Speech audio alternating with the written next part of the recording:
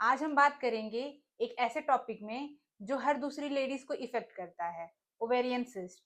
क्या ये डेंजरस है और इसका ट्रीटमेंट कैसे होता है, ये पूरा डिटेल में जानेंगे हम आज की इस वीडियो में। और इससे पहले कि वीडियो में आगे बढ़े, अगर आप चैनल पर नए हैं तो चैनल को सब्सक्राइब कीजिए और वीडियो को पूरा एंड तक देखिए, जिससे ओवेरियन सिस्ट के बारे में पूरी जानकारी मिले और कोई भी इंफॉर्मेशन आपसे मिस ना हो। ओवेरियन सिस्ट क्या है? ओवरीज हमारे फीमेल रिप्रोडक्टिव सिस्टम का इम्पॉर्टेंट हिस्सा होता है, जहां एग्स बनते हैं। और कभी कभी ओवरीज के अंदर या बाहर एक फ्लूइड फिल्ड सैक बन जाता है, जिसे हम कहते हैं ovarian cyst. Ovarian cyst usually harmless होते हैं और अपने आप डिसॉल्व भी हो जाते हैं, लेकिन अगर कभी कभी यह बड़ा हो जाए तो ये प्रॉब्लम्स क्रिएट कर सकते हैं। ओवेरियन सिस्ट के कुछ कॉमन कॉजेस हैं। पहला है हार्मोनल इम्बैलेंस, जैसा पीसीओडी और पीसीओएस में होता है। नेक्स्ट है प्रेगनेंसी, कभी कभी प्रेगनेंसी में भी ओवेरियन सिस्ट बन जाते हैं। नेक्स्ट रीजन है पेल्विक इन्फेक्शन, जो ओवरीज तक पहुंच जाते हैं। और अगला रीजन है एंडोमेट्रियोसिस, यूट्रस की लाइनिंग कभी कभी ओवरीज पर बनने लगती है, जो कि चॉकलेट सिस्ट बनाते हैं। एंडोमेट्रियोसिस, पीसीओडी, पीसीओएस, इसके ऊपर डिटेल वीडियो हम ऑलरेडी शेयर कर चुके हैं और इसके लिंक्स हम डिस्क्रिप्शन में आपके साथ शेयर करेंगे, जिसे आप देख सकते हैं। क्या क्या सिम्टम्स मिलेंगे अगर ओवेरियन सिस्ट की कंप्लेन है? तो हर सिस्ट सिम्टम्स दे ऐसा जरूरी नहीं, लेकिन अगर सिस्ट बड़ी हो जाए तो सिम्टम्स मिल सकते हैं, जैसे लोअर एब्डोमिनल पेन या पेल्विक पेन, पीरियड्स का इरेगुलर होना, ब्लोटिंग फील करना या पेट फूला हुआ फील होना, पेनफुल इंटरकोर्स और फ्रिक्वेंट मिक्चुरेशन, यानी बार बार यूरिन की इच्छा करना, क्योंकि बड़ी सिस्ट होने से वो ब्लैडर पर प्रेशर डाल सकती है। और कभी कभी अगर सिस्ट रप्चर हो जाए तो sudden sharp pain, nausea and vomiting, साथ में फेंटिंग की कंप्लेन हो सकती है और यह एक मेडिकल इमरजेंसी है। अब हम लोग जानेंगे कि कौन कौन से टाइप्स है ओवेरियन सिस्ट के। तो पहला है फंक्शनल ओवेरियन सिस्ट, जो सबसे कॉमन है और खुद ही ठीक हो जाते हैं। नेक्स्ट है डर्मोइड सिस्ट, जो फैट, हेयर और टिश्यूज से बनता है। इसके अलावा अगला है एंडोमेट्रियोमा, जो एंडोमेट्रियोसिस की वजह से होता है। और लास्ट है सिस्टोएडिनोमा, जो ओवरीज के टिश्यूज से बनता है और काफी बड़े हो सकते हैं। डायग्नोसिस के लिए डॉक्टर्स अल्ट्रासाउंड कराते हैं, जिससे जो है सिस्ट का साइज, नेचर और टाइप पता चलता है। और कभी कभी जो है ब्लड टेस्ट जैसे CA-125 का भी कराया जाता है, अगर डाउट हो कि सिस्ट कहीं कैंसरस तो नहीं। अब हम लोग जानेंगे एलोपैथिक मोड ऑफ ट्रीटमेंट। तो एलोपैथिक मोड ऑफ ट्रीटमेंट में जो है सिस्ट की साइज और सिम्टम्स पे डिपेंड करता है। अगर सिस्ट छोटा है, कोई सिम्टम्स नहीं दे रहा है, तो डॉक्टर सिर्फ ऑब्जर्व करते हैं। कभी कभी जो है बर्थ कंट्रोल की पिल्स दी जाती है, जिससे नए सिस्ट ना बने।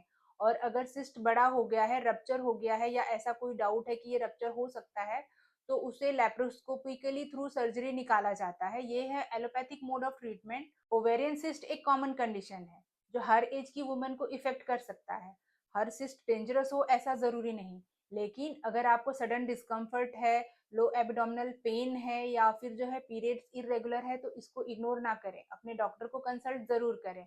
अर्ली डिटेक्शन से आगे की कॉम्प्लिकेशंस को कंट्रोल किया जा सकता है। होम्योपैथी में ओवेरियन सिस्ट का ट्रीटमेंट रूट कॉज को ट्रीट करना होता है, जैसे PCOD, PCOS, hormonal imbalance, endometriosis. और होम्योपैथिक मेडिसिन सिर्फ सिस्ट की साइज को ही नहीं रिड्यूस करती, बल्कि जो हार्मोनल इम्बैलेंस है उसको बैलेंस करती है, पीरियड्स को रेगुलर करती है और नए सिस्ट बनने से भी प्रिवेंट करती है।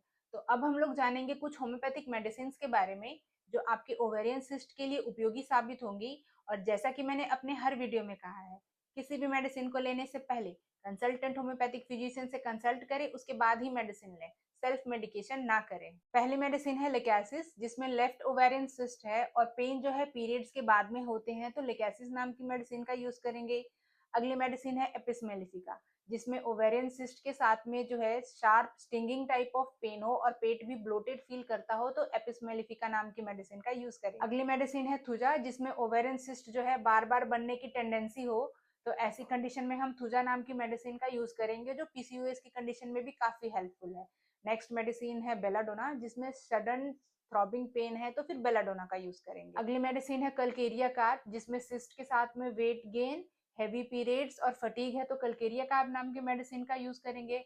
नेक्स्ट मेडिसिन है पल्सटिला, जो ओवेरियन सिस्ट यंग गर्ल्स में है और पीरियड इरेगुलर और पेनफुल है, तो फिर पल्सटिला का यूज करेंगे। मेडिसिन के साथ में लाइफस्टाइल चेंजेस भी करने बहुत जरूरी है, क्योंकि लाइफस्टाइल चेंजेस करके जो है आप अपने इस हार्मोनल इम्बैलेंस को और ओवेरियन सिस्ट की प्रॉब्लम से जल्दी छुटकारा पा सकते हैं। जैसे प्रोसेस्ड फूड और फास्ट फूड को अवॉइड करें, फ्रेश वेजिटेबल्स और फ्रूट्स का सेवन करें, खाने में प्रोटीन युक्त खाना ज़्यादा लें, शुगर को कम करें, रेगुलर एक्सरसाइज करें, योगा करें, मेडिटेशन करें और साथ ही स्ट्रेस को कम करें, क्योंकि स्ट्रेस की वजह से आपके हार्मोनल इम्बैलेंस हो सकते हैं और आपकी जो है ओवेरियन सिस्ट की प्रॉब्लम बढ़ सकती है। तो स्ट्रेस को आप जितना कम करेंगे उतना आपके लिए अच्छा है। 7 से 8 घंटे की प्रॉपर नींद लेना बहुत ज़रूरी है। बहुत ज़्यादा देर तक जगना, मोबाइल का इस्तेमाल करना, इसको भी अवॉइड करें। ओवेरियन सिस्ट एक कॉमन प्रॉब्लम है और होम्योपैथी इसके लिए एक सेफ और नेचुरल सोल्यूशन है। ये बॉडी के अंदर बैलेंस लाती है और आपके हार्मोनल इम्बैलेंसेस को बैलेंस करती है। और इसी तरह की हेल्थ अपडेट के लिए सब्सक्राइब कीजिए टॉक विद डॉक्टर पूनम को, और हमसे ट्रीटमेंट कराने के लिए स्क्रीन पर दिए गए नंबर से आप संपर्क कर सकते हैं। तो मिलते हैं अगले वीडियो में होम्योपैथी की नई जानकारी के साथ। Thank you.